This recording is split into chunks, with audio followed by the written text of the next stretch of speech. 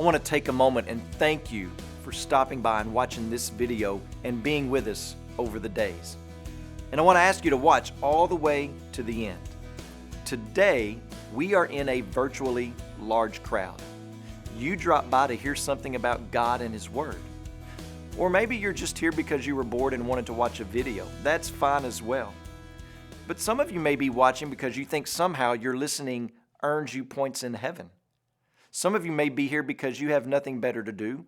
And for all of you, for all of us, none of these things amounts to receiving the testimony of Jesus. Welcome to LifeWords Day by Day. John chapter 3 verse 32 says, Jesus bears witness to what he has seen and heard, yet no one receives his testimony.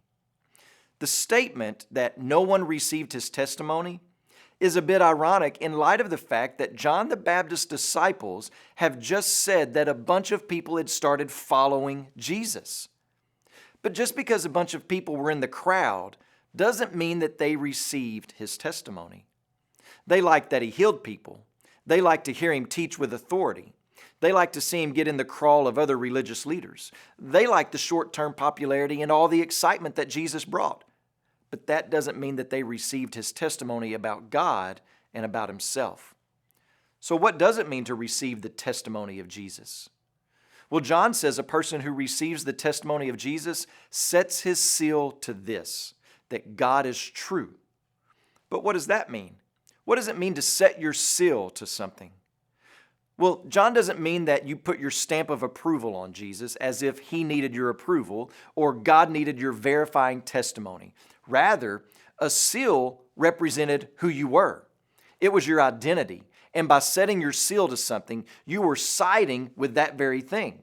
You were saying, my mind and my heart is fixed on this, that God fulfilled his word in Jesus. Jesus is the Messiah God spoke of, the Redeemer for all those who believe in him.